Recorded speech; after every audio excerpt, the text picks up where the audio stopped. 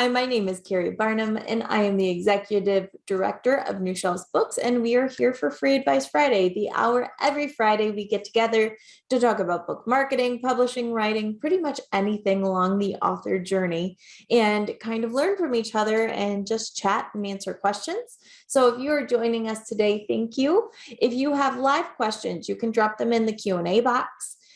Which is down here on Zoom. If you're joining us on Facebook, know that you can see, but it's hard for me to check back and forth between Facebook. So if you wanted to put in live questions, it's much easier if you just go to newshelves.com/FAF and join us on Zoom.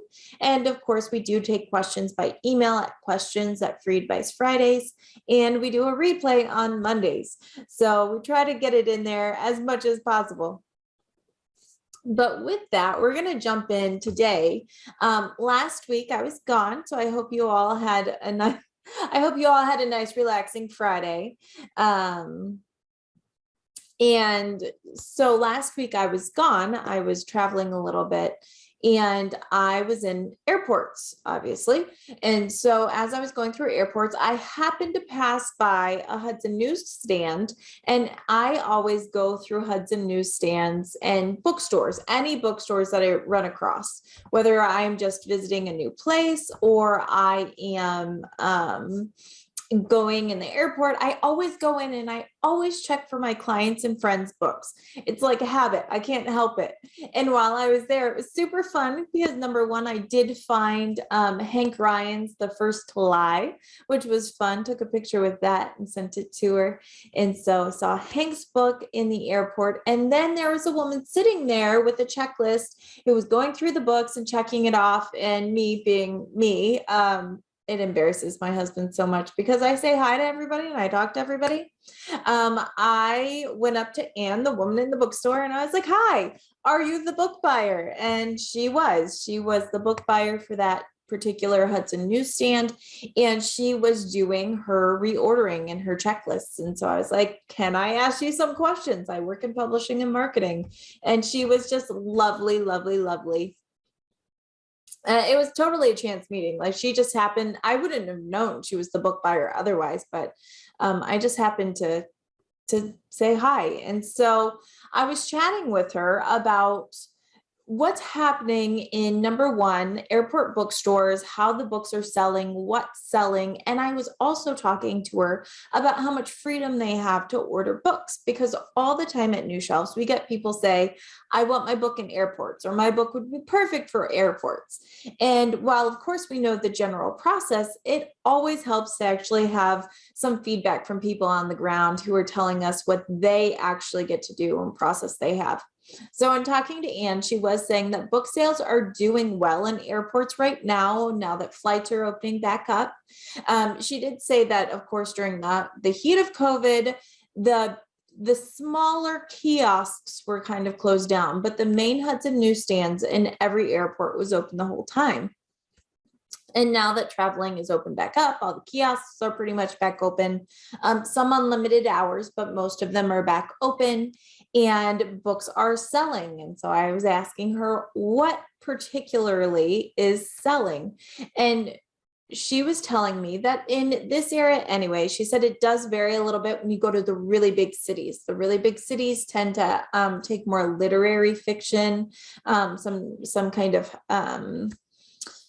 nonfiction can do a little bit better in the really big cities, but most airport stores, in her experience, she said, did really well with mystery, suspense, and thrillers.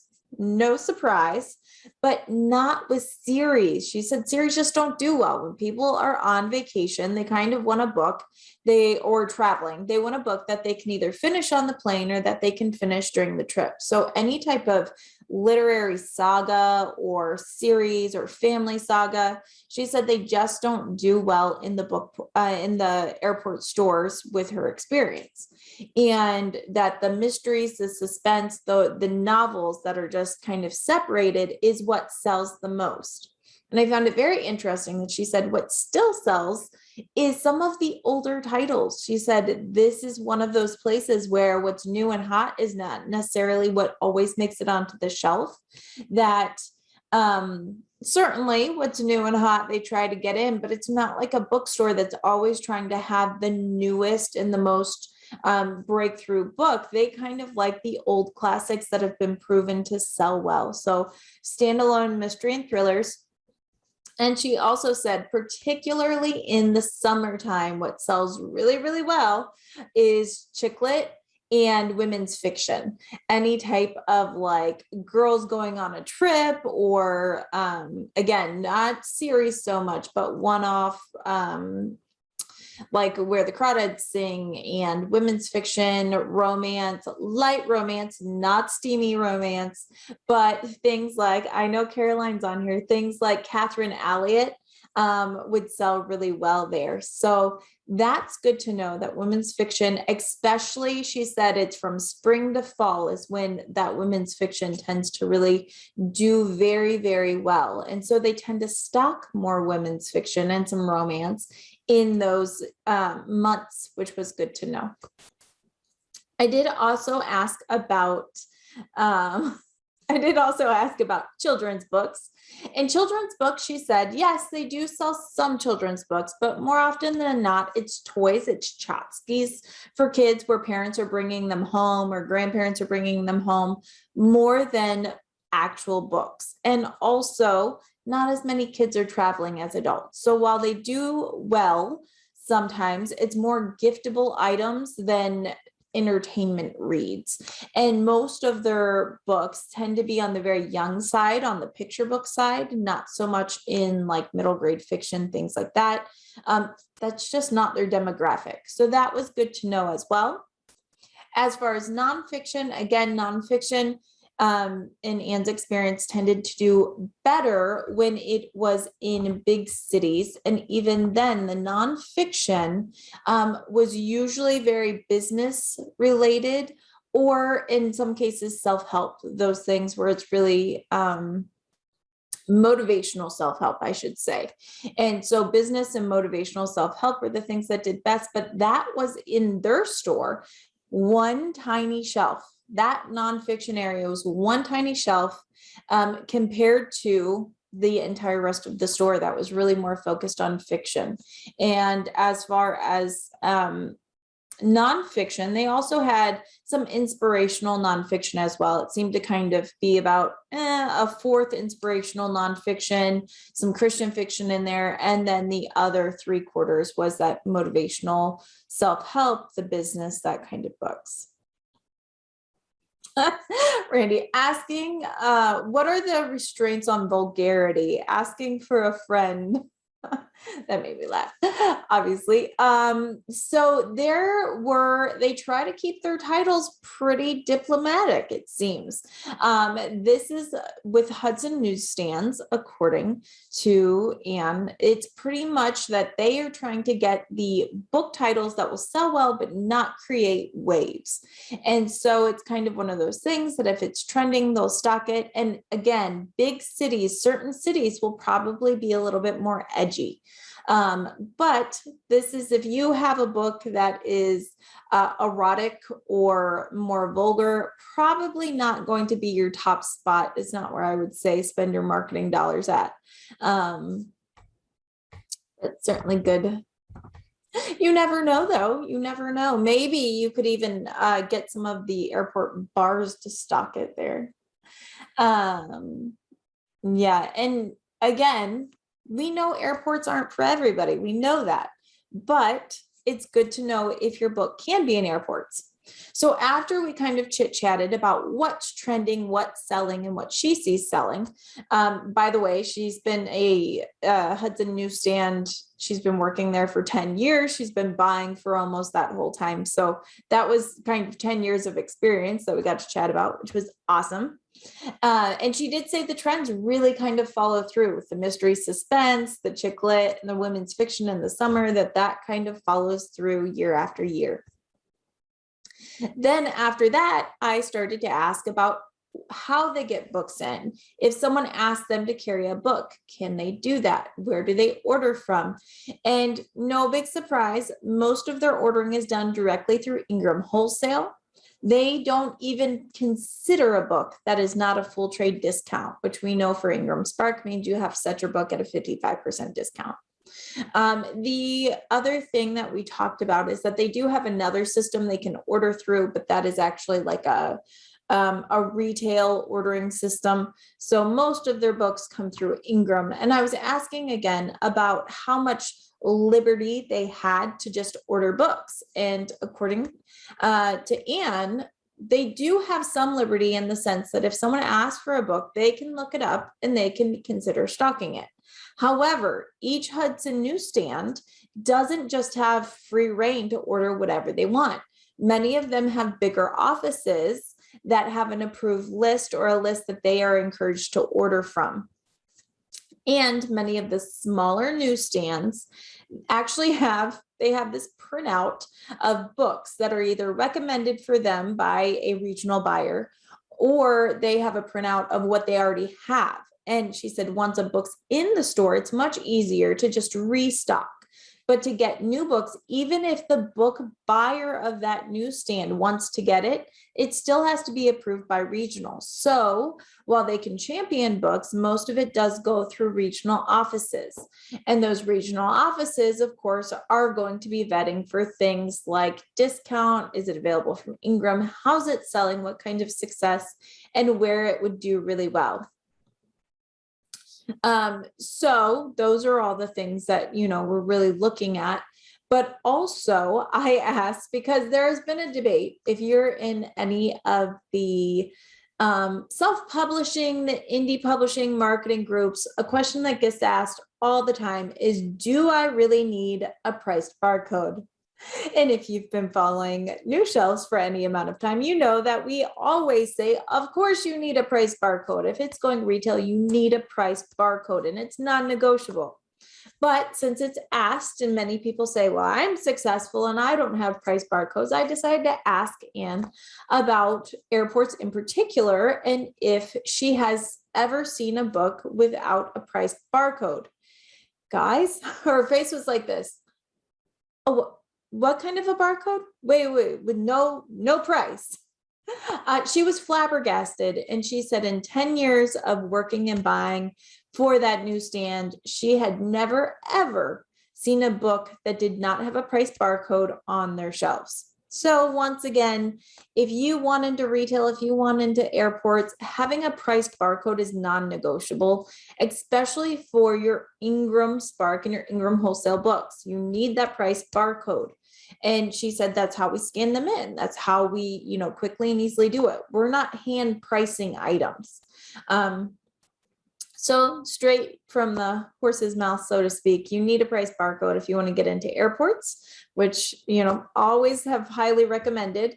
The other question I asked her was about the ordering and how it worked. And she said that here's the thing, is some of the bigger stores have an easier time searching and ordering new books. Aside from the regional buyers that of course have some sway in what can be bought and cannot be bought, she said that some of the bigger stores and the bigger airports have iPads and they order off of iPads. And because they order off of iPads, what happens is they have the internet and they can go on to Ingram and they can actually research a book and decide if they want to order it, and they can order it. So that means that if you are trying to get your book into an airport and you're asking them, they can go ahead, search, find it, no problem. The smaller stores don't have that system. Again, they have a printout of what they've previously ordered for reorder or a list of approved titles from a regional buyer. So if you're asking a smaller airport newsstand to take your book, they have to literally take down your information, take your ISBN, and then after hours, they get to go onto the computer, onto Ingram, and then they can research your book. And if they like it enough, if they want to champion it enough, they can then go back and they can put it on their order and see if it gets approved. But it's not as easy. Obviously, they can't look at it on the spot. So the recommendation was, if you really, really want your book in a smaller newsstand, number one, You need to have proof of it. Bring a copy so that you can actually show what it looks like and that it's up to standard. And book one sheet. You need a book one sheet so that you can easily hand it off. These newsstand employees are often busy in waves. So there are many times where a plane gets off and they are suddenly swamped. And then there are times where they are kind of completely just dead. And so she said, having something that can easily be dropped off, say hi, chat, but then something that can easily be dropped off with all your book information that they can use later to look up your book is also key. And again, it doesn't mean it's guaranteed. Hudson Newsstand and most of the airport newsstands are large, it's a chain, it's a large chain. So very important that you know that it might be considered, but it always helps when you come respectfully, when you chat a little bit, you introduce yourself, you have something to drop off, and that you have contact details. And so those were my takeaways. All the things that we already knew, but it was great to have confirmation, and it was great to hear what's currently selling and how that works out. So if you're looking to get into airports, you can do it. She did say there are times where they will, someone will ask and they will go purposely go get a book. And if it can be tied into the city at all, if you have a book that is all about New Orleans and you're in the New Orleans airport, then your chances of being carried as kind of local flavor are much higher. If your book is set in that city, that is also higher. So make sure that if you have some connection that way, that is what you lead with. Not so much local author, she said, and most times it's not the local author, it is the connection of where the setting's at.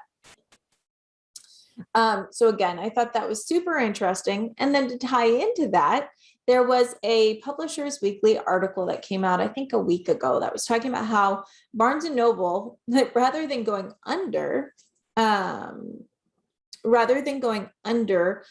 & Noble has been doing really well. Barnes & Noble has been selling a lot of books. They've been kind of featuring more indie and local authors, and it's paying off for them.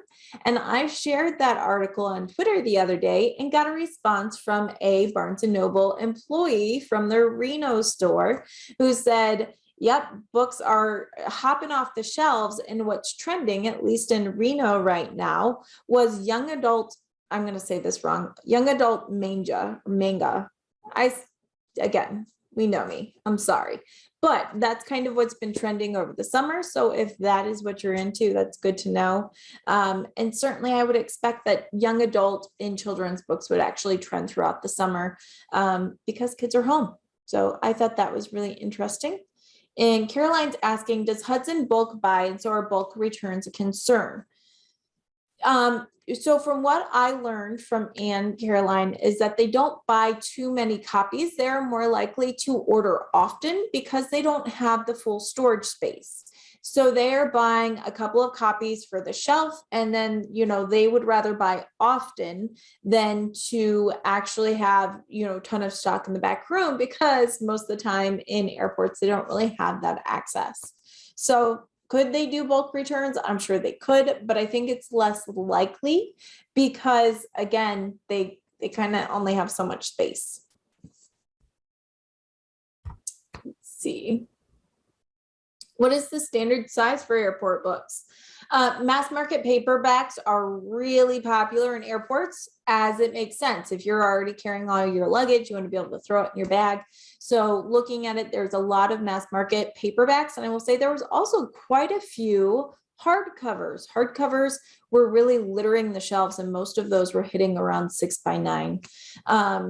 And there were some other sizes. There were some non-standard sizes, but by far I saw mass market paperback size, 5x8s, and 6x9 for hardcovers is what I saw the most of. And then children's board books seem to be very popular in the children's section. So again, it was a chance meeting. For once, my gift of gab paid off. And so I got to chat. It was a great time. And again, Anne was so gracious with her time, which I appreciated. And I do believe we're going to turn that into a blog article, just with as much detail as we can pack in there. But I think you got the gist. That's good to know. That airports, it's worth pursuing here for sure, Caroline. Are these book sales counted for bestseller lists? Absolutely they are. They go through the retail system. So yes, they are tracked as much as any of the book sales are. Yep. All right. And again, if you have follow-up questions, put them in the Q&A. We can chat on the side. Nancy is asking, I'm glad we were able to chat, Nancy. It was great. Do you love the organization IBPA, which is Independent Book Publishers Association? Might you talk about the benefits if you are a member? Yes, we love them. I think I said not too long ago that I have like membership FOMO. So I am a member, and New Shelves is a member of IBPA, which is Independent Book Publishers Association, the Nonfiction Association, Ally, which is the Alliance of Independent Authors, and probably more. So we are a big fan of these organizations that help independent authors and publishers succeed. And IBPA, especially within the US, is a great organization. They do conferences every year that are fantastic.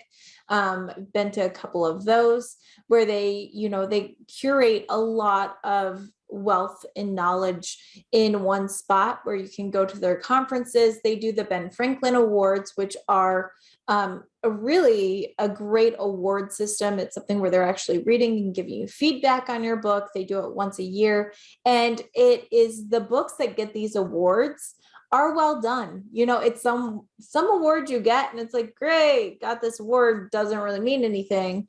But the IBPA Ben Franklin Award is something to be very proud of. So if you're looking for an award system to enter and you're a member, definitely recommend looking into that. As far as what else you get their newsletter and you get their information that's got lots of great publishing and industry tips. You get discounts for certain service providers. I know that's something New Shelves does, where we offer like coupon codes or discounts. Oh, that's good to know. IBPA's PubU, the PubU is the big conference, and it's being held in Florida in April. And who doesn't want to go to Florida in April? It sounds nice and toasty. I'll still be in snow, you guys. And as far as some other benefits, obviously they do sometimes have like webinars and podcasts and things that you can attend. You get the code. IBPA is one of the companies that if you are using Ingram Spark, by having membership with them, you do get a code for 5 free uploads to Ingram Spark every month, or revisions, which is huge. Monthly masterminds, which are great. And honestly, it's just a great community of fellow independent book publishers and authors. It's a great community of indies supporting indies, which is, that's really important. Sometimes that community is really what falls into it. And I can say the same again, Nonfiction Association and Ally, they offer similar services. Ally is definitely more, it's based in the UK, and it is definitely more international. I hate to say international focus because it's not, but it does definitely run internationally as well as in the US. And I think Ally is a great organization as well. We've done interviews with Orna Ross and worked with her in the past, and she's lovely. She's the founder of Ally. So if you're not in a association, whether it be a local one, there are also there's the Florida Writers Association, there are local writing associations. If you're not in at least one, I would highly encourage you to do that. Not only is it a great resource and community, but it's a really great spot to kind of get to know other people, to find editors, to find formatters and book covers, because there are people doing what you do. It can be also really encouraging. Writing and publishing can be a very solitary endeavor. And we talk about that a lot in the writing world, that sometimes you don't you don't have people who are also writing, and it's something that you kind of do on your own. So it can feel very solitary. It can be kind of lonely, and you want someone who will chat and discuss things with you. Like I love it. I have a group chat with a couple of women who are also in the publishing industry, and we not only do we like celebrate successes together, but if someone's like, hey, I'm stuck on this, do you know a great editor because mine's not available, we can feedback on each other. We gripe to each other and get it and understand. So having a community of authors and professionals that you can kind of lean into and chat, it's kind of like what we do here on Free Advice Friday.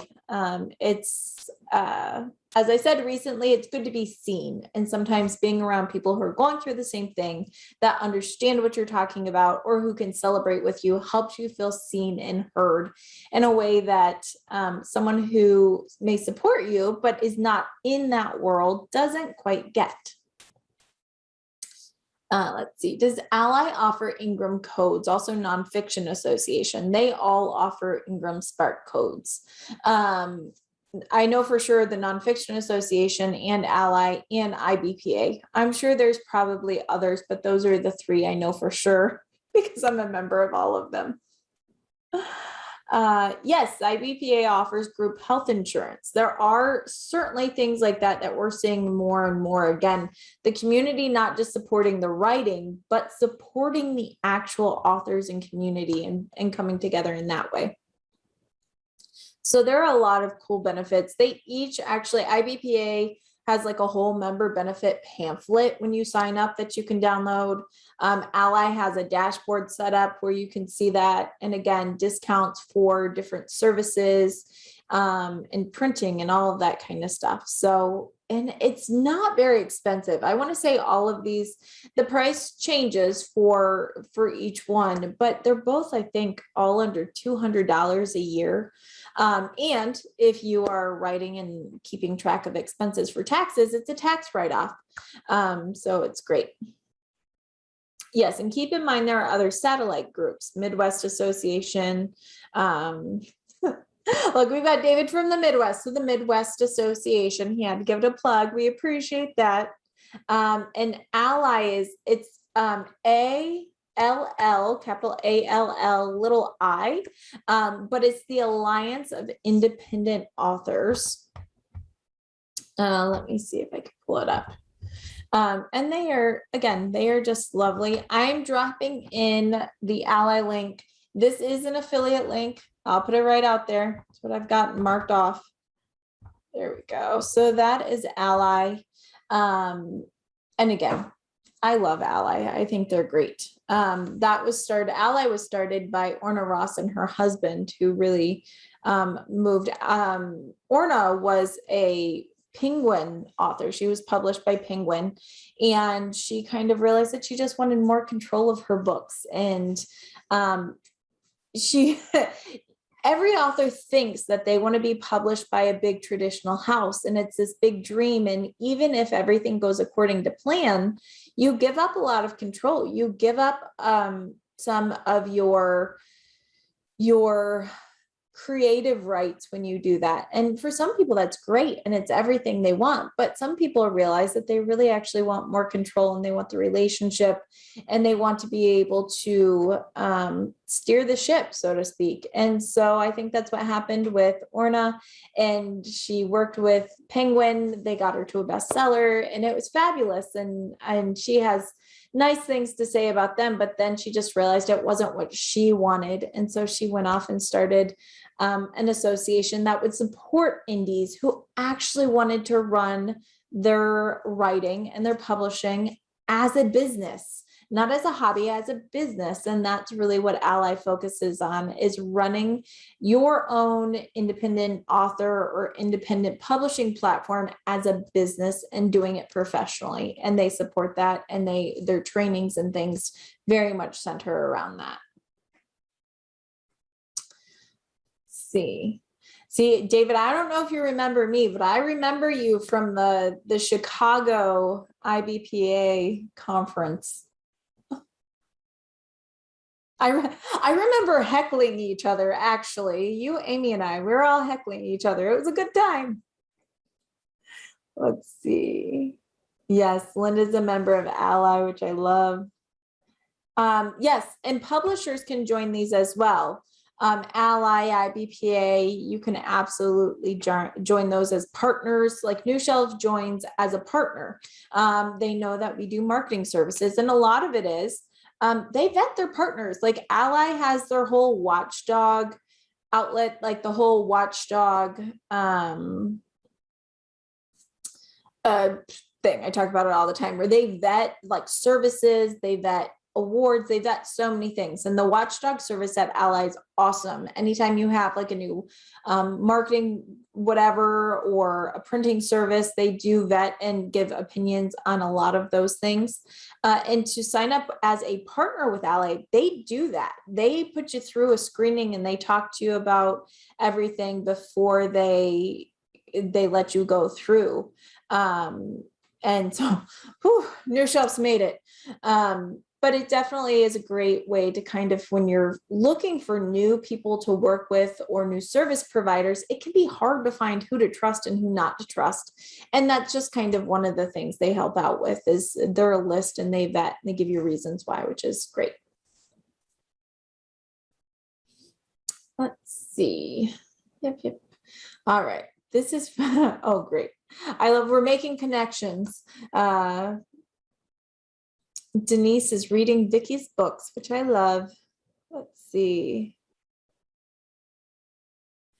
So it seems like if people would like, actually, I'll go over to the Facebook group today. I'm going to start a thread where you can drop book recommendations and your own books. We'll have a self promo day over in the Free Advice Friday Facebook group. It's a long weekend. Maybe people have time to read. So I will start a thread. And if you've written a book and you are one of our crew here at Free Advice Friday, or you have a book that you highly recommend for the weekend, you will be able to drop your link in there and maybe we can do some connections. I think it's fun that we do that here.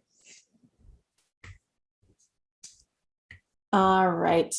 Again, if you've got questions, drop them in the Q&A box.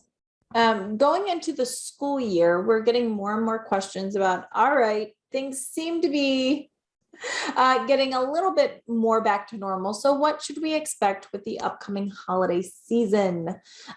We are absolutely starting to see an uptick in books. Christmas books are now starting to slowly trickle out and sell. Again, we've already talked about retail stores and how they order their Christmas titles way early, but they're also ordering titles they think will sell well. And that happens August and September. That's a good idea, Randy. I'll do that too. And so August and September is where they're really stocking up. We know that the majority of books, 40% of books, are bought right around the holiday season. That's an awful lot of books. And we're seeing a lot of that. Certainly it happens around October to January, with the bulk being in November and December. But what sells and what doesn't? That's good to know too. What sells is things that are giftable items. Cookbooks definitely sell. Children's books go like hotcakes around the holiday season, especially with the big push.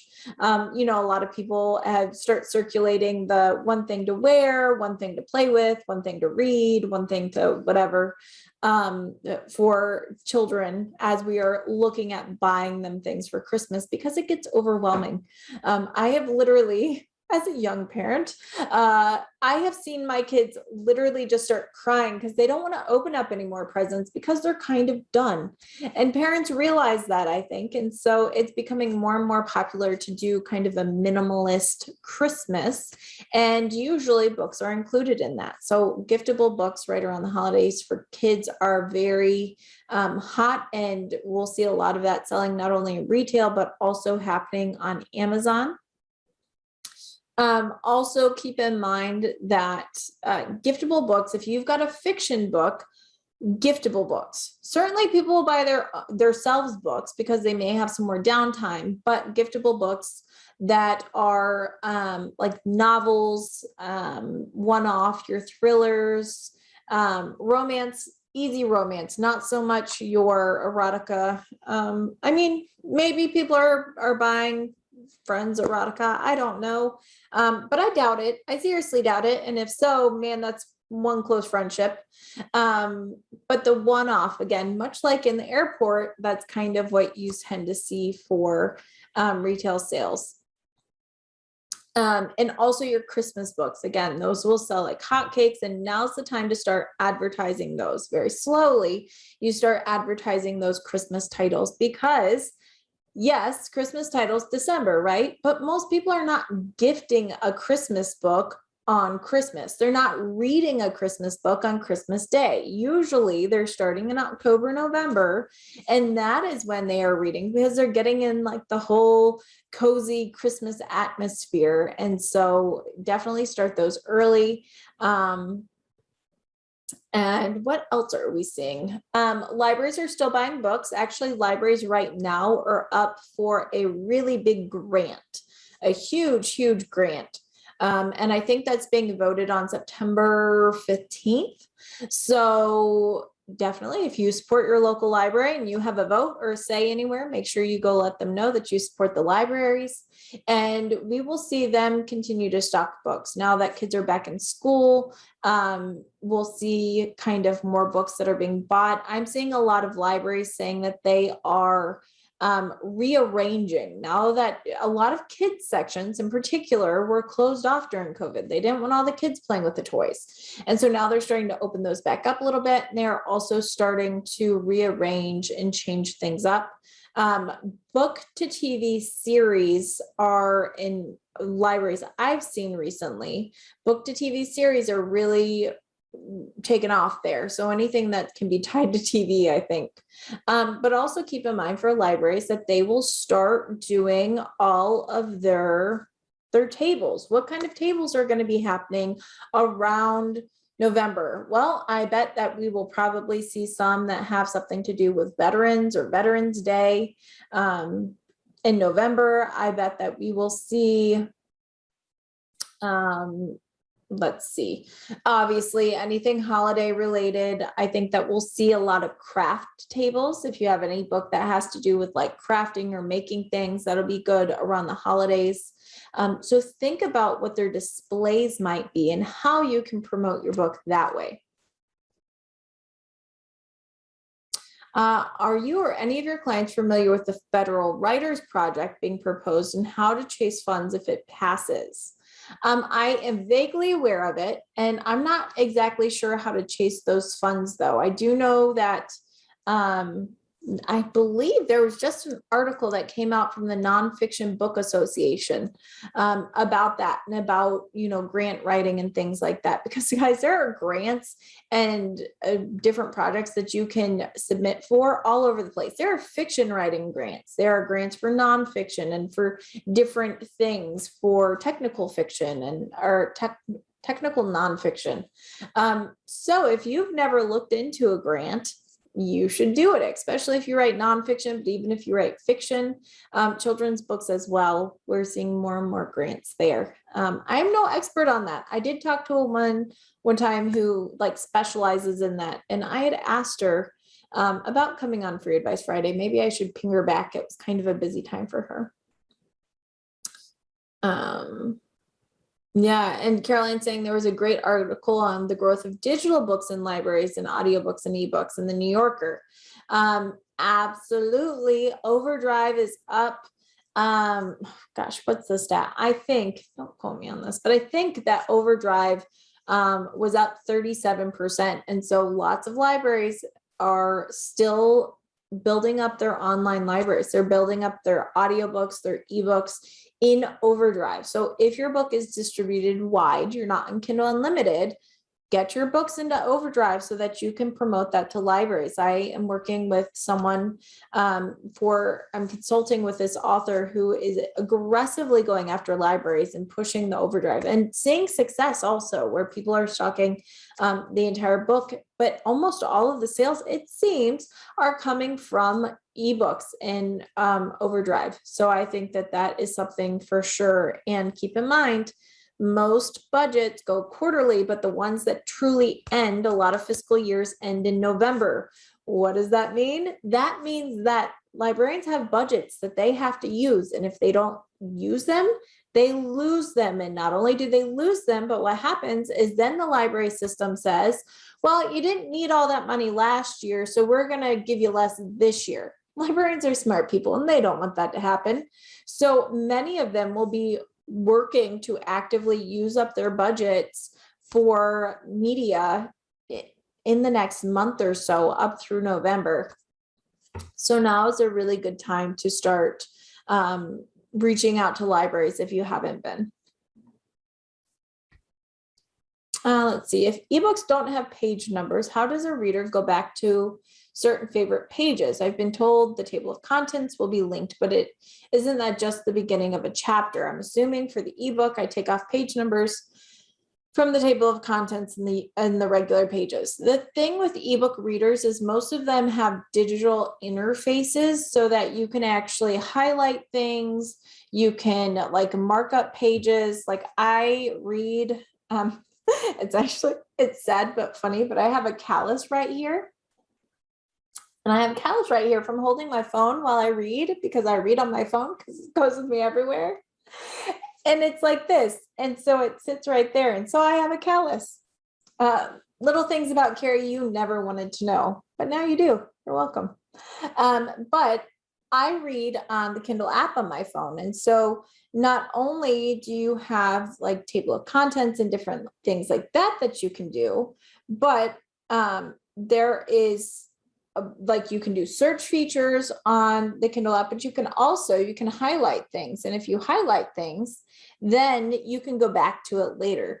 So keep in mind that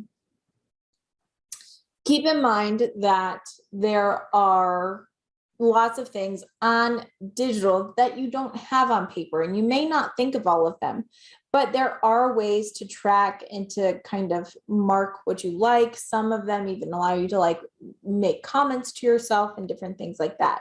So it's not really a problem. Yes, so if you have an iPhone, you can just go to the iPhone store and you can get, look, there's my son. Isn't he cute? You can go to the iPhone store and you can download the app. There's also a Kindle app that you can download for either a Mac or PC, so you can read on your computer. You just go into the App Store and you do Kindle and it pops up. Super easy. And of course, iBooks and all of those things as well. Kobo has one, Libby System Overdrive has their own. So there are a lot of apps for iPads, e-readers, and all of that kind of thing. Let's see. I will look for that, Caroline. I don't have it off the top of my head.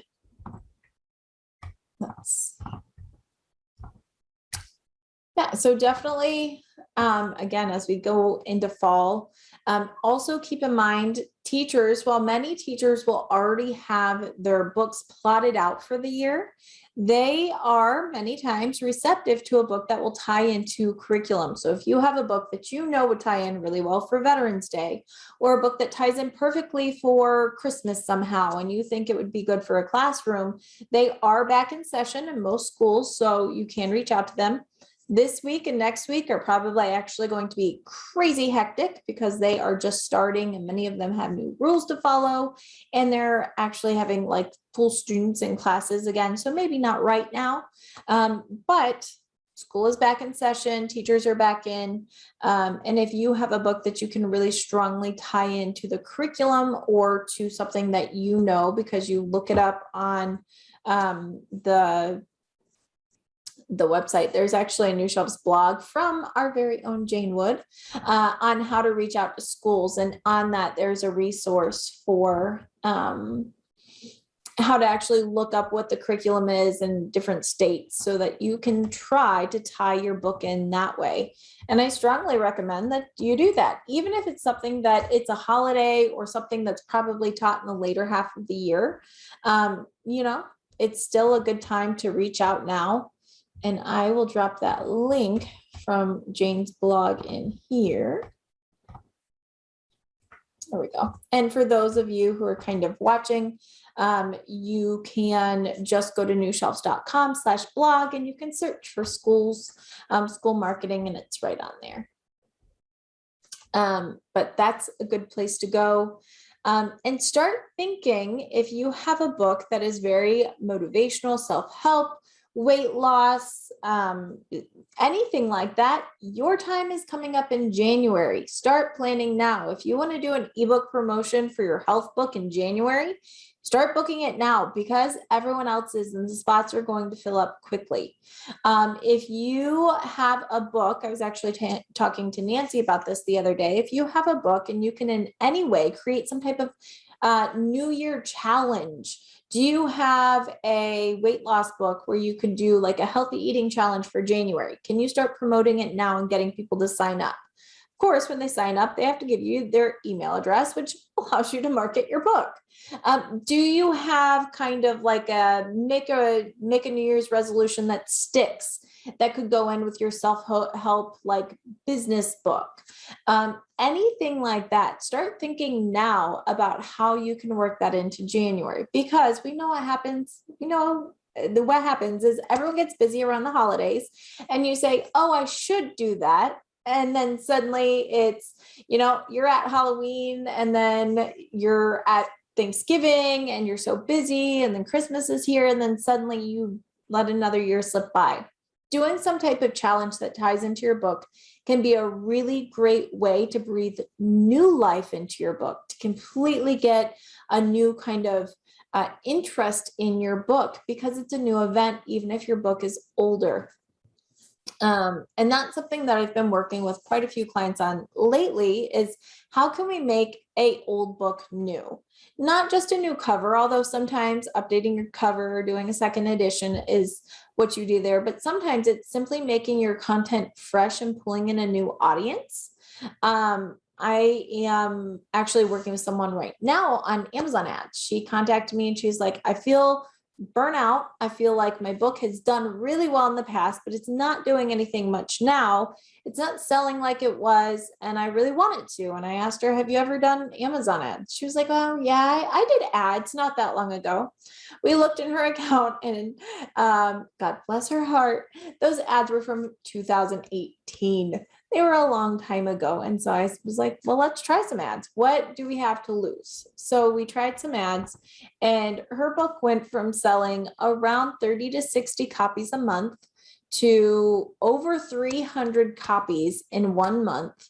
And by running ads, which is a link to on her Amazon page, by running ads that were linked to her Amazon page, which has her Audible, her Kindle, her hardcover, and her paperback, not only did her sales go from 30 to 60 books a month to over 300, but her audiobooks went from 50 to 60 a month to over 700 audiobooks, simply by getting traffic. Sometimes your book is awesome. You know your book is great. Sometimes it's simply getting the traffic to your book to make it shine. And we were able to do that with some ads. We were able to put that behind it and really give this book new life. It's hitting, it's ranking in like top 20 or 30 on Amazon pretty consistently. It's hitting bestseller list in categories. So if you have a book that's kind of older and you kind of feel like, oh, it's done, take another look at it. How can you breathe new life into what you already have? Not saying you shouldn't keep writing or have something new, but if you've already got a backlist, how can you use that? Maybe you can use your backlist as a giveaway to build up your email list. I have another client who's doing that. He's got, I think he's got 7 or 8 thrillers now. And what he started doing is he took his first thriller, which was fine. It was not his biggest moneymaker, but it was fine. It was a good standalone. And he started using that as a email collector, where he gives it away for free and he gets people's email. And while doing this, he's getting, because he's promoting it on Facebook as a free book, and he also has it in the back of all his other books, he is getting 30 to 40 downloads and getting 30 to 40 on his newsletter list every single week. Every week, 30 to 40 new people coming on. So while he's not actively promoting that older book, he's using it as leverage. So let's not forget our backlist. Let's not forget our books that are a little bit older, and thinking of ways that you can use them to still promote and still move forward. Once you've done the work of it, keep using what you have in your arsenal. Don't just stop, because that is how you grow, and that is how you are able to keep writing and keep putting out new books, but also keep growing so you have an audience to promote to. And I know it can be painful. I've had people say, you want me to give an entire book away for free to everybody? But I wrote that book. I put money into that book. And believe me, I get it. But sometimes you give something away for free so you get the audience that'll read your next 9 books, and that's where you make your money at. It's just like any type of marketing or advertising. Typically, you have to put in to take out. And if you don't do that, if you don't put anything in, you're not going to get anything out. It's like a savings account. You got to put your money in there and let it sit in order for your investment to accrue and actually pay you back dividends. And it's much like that with marketing and with books. You only get what you put in. So don't be afraid to put things in. Don't be afraid to invest in yourself as an author, in your long-term career, and in yourself as a publisher. And absolutely, don't forget your local library. Show them love.